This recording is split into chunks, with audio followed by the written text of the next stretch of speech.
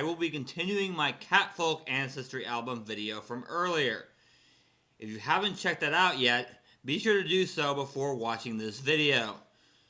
In this video, I will cover the Catfolk Ancestry Feats. Let's start at the beginning. The first feat that level 1 Catfolk can take is called Cat's Luck. This feat gives you a free action with the trigger. You fail a reflex saving throw. If you don't know what a free action or a reflex save is, you can find these answers and more in the video in the card. Anyway, this feat can be used once per day.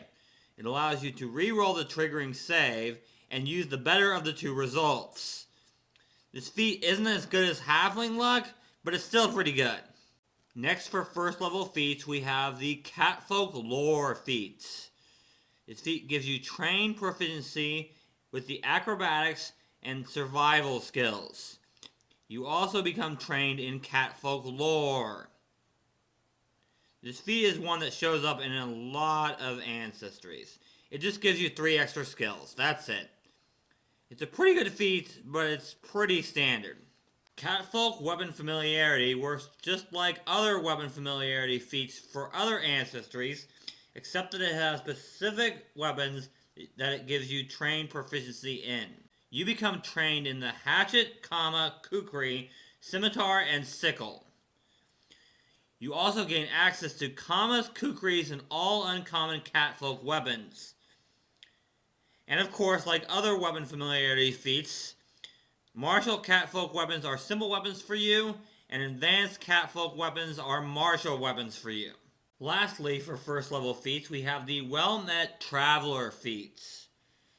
You become trained in diplomacy, and you gain the Hobnobber skill feats. Getting an extra skill and an extra skill feat to go with it is really good. Definitely consider this feat at first level. Now we can move on to 5th level ancestry feats. I'll start with Catfolk Weapon Rake. This feat requires the Catfolk Weapon Familiarity feat to take. This is another feat that is very similar to a set of feats in other ancestries. You receive the critical specialization effects of all weapons listed under the Catfolk Weapon Familiarity feats. This is another feat that's pretty standard. Next is Climbing Claws. This feat just gives you a climb speed of 10 feet. Note that if you have a climb speed, you do not need to make athletics checks to climb. This feat is situational. Depends on how often your character climbs. Expanded Luck requires the Cat's Luck Ancestry feat to take. You can use Cat's Luck on all saving throws instead of just reflex saves. You can still only use Cat's Luck once per day, however. Very good feat. It doesn't make Cat's Luck as good as Halfling Luck, but it is definitely closer now. Light Paws requires 2 actions to use. When you use this feat, you can stride and then step, or vice versa. You ignore all difficult terrain when using this feat. This feat is only really good if you are in difficult terrain. Otherwise, you can just stride the whole way, or take 2 steps, or stride and then step without this feat. And if you are running into a lot of difficult terrain, take this feat. Otherwise, take something else. Lastly, for 5th level ancestry feats in this video is the Springing Leaper feat. You must be an expert in athletics to take this feat. You can change your leap action to a 2-action activity to double the height you can jump vertically, or make that action a 3-action activity to triple that distance.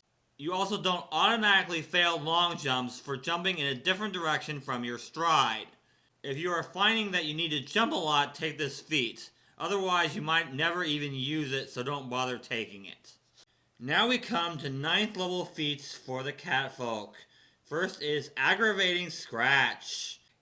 This feat requires you to have a claw unarmed attack. So you must either be a clawed Catfolk or gain a claw attack in some other way. Your claws deal 1d4 persistent poison damage on a critical hit. This feat is an excellent way to make your claws stronger, but if you don't use your claws, there isn't much point in taking this feat. The second feat that Catfolk have access to at 9th level is the Shared Luck feat. This feat requires the Catfolk Ancestry Feat as well. Whenever you use Cat's Luck to reroll a reflex saving throw specifically, any creatures that you choose within 10 feet that also fail their reflex save against the same effect can also use your Cat's Luck on that saving throw. This is especially good when the party gets close together and the enemy spellcaster decides to cast, oh, I don't know, how about a fireball?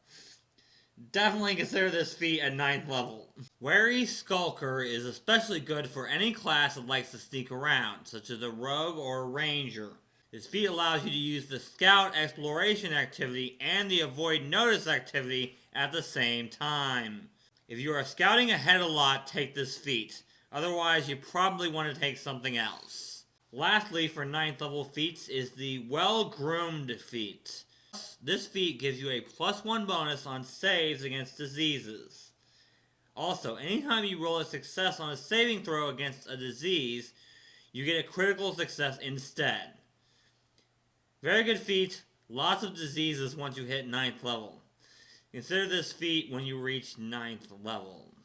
And now it's time for 13th level Ancestry Feats. First up we have Black Cat Curse. This feat can be used once per day. It gives you a reaction with the trigger. A creature within 30 feet of you would succeed on any saving throw. The target must reroll the triggering saving throw and use the worst results. This feat is essentially just Cat's Luck plus Expanded Luck in reverse. Forcing an enemy to reroll a saving throw against literally anything that requires a saving throw once per day is pretty broken. Next is Caterwaul. This feat gives you another once per day reaction. This one has a trigger of an ally within 30 feet is reduced to 0 hit points but not immediately killed. Your ally isn't knocked out and remains at 1 hit points. They still gain the wounded condition as if they were dying and then recovered. This feat is fantastic. Here, let me just prevent an ally from going unconscious once per day. Definitely consider this feat at 13th level. Catfolk Weapon Expertise is another type of feat you will see a lot in the Ancestries. Basically, whenever you gain expert or greater proficiency in any weapon, you also gain that proficiency in all weapons covered in the Catfolk Weapon Familiarity feat. Very good feat, but only if your class doesn't normally get expert or greater proficiency in these weapons. The last feat for Catfolk is the 17th level feat, Reliable Luck. This feat requires the Cat's Luck Ancestry feat to take.